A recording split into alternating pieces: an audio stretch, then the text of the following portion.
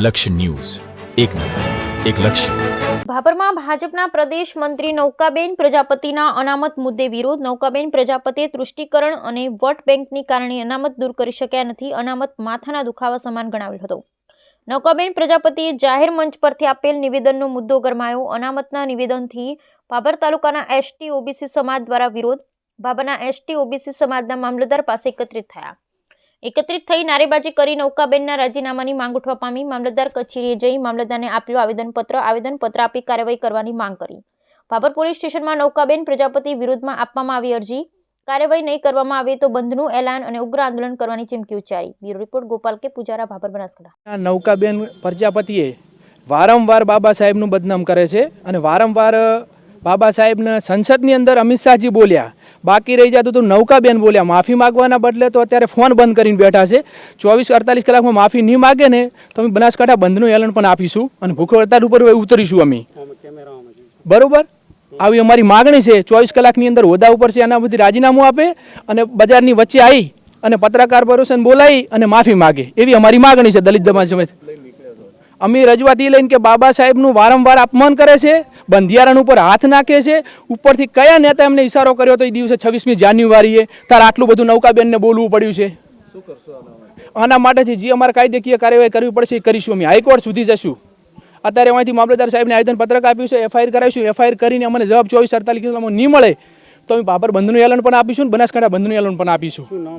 ખેમાભાઈ શંકરભાઈ પરમાર, દલિત યુવા આગેવાન. 26મી જાન્યુઆરી બંધારણ દિવસની ઉજવણી થઈ રહી હતી એક દિવસ ભાભરની અંદર. ત્યારે ભારતીય જનતા પાર્ટીના નેતા નૌકાબેન પ્રજાપતિ દ્વારા તમામ દેશની મહિલા વિરુદ્ધ તેમજ એસસી ઓબીસી વિરુદ્ધ જે તે બંધારણ વિરુદ્ધ ટિપ્પણી કરી તેને અમે બનાસકાંઠા જિલ્લા દલિત સંગઠન તેમજ એસસી ઓબીસી સમાજના તમામ નેતા વખોડીએ છીએ. અને ભારતીય જનતા પાર્ટી દ્વારા તેમના જે રબરની જેમ ચાલતા નેતાઓ દ્વારા વારંવાર ભારતીય સંવિધાન વિરુદ્ધ તેમજ અમારા મહાપુરુષ વિરુદ્ધ વારંવાર ટિપ્પણી કરવામાં આવે છે. આવી ટિપ્પણીઓ ના કરવા માટે અમે ખાસ એમને ઘણીવાર કાર્યક્રમો આપેલા છે, પણ અત્યારથી વધારે કાર્યક્રમ બોલવાથી અમે એમને ચેતવણી આપીએ છીએ કે ભારતીય જનતા પાર્ટીના જે નેતાઓ ભારતીય સંવિધાન વિરુદ્ધ આ દેશની તમામ મહિલા વિરુદ્ધ ટિપ્પણી કરી રહ્યા છે એમણે રાજીનામું આપવું જોઈએ. અને અત્યારે અમે ભાભર મામલતદાર કચેરીએ એમના વિરુદ્ધમાં એક આવેદનપત્ર આપ્યો છે. તેમ આવેદનપત્ર દ્વારા કહેવામાં આવે કે પ્રશાસન દ્વારા આ લોકોને જ્યાં સુધી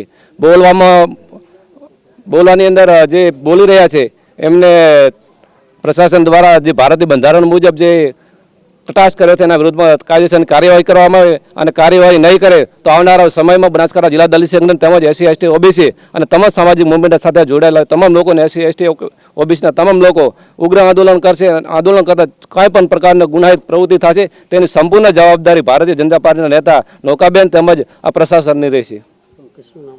મારું નામ સોલંકી ચમનભાઈ પીરાભાઈ, બનાસકાંઠા જિલ્લા દલિત સંગઠન પ્રમુખ.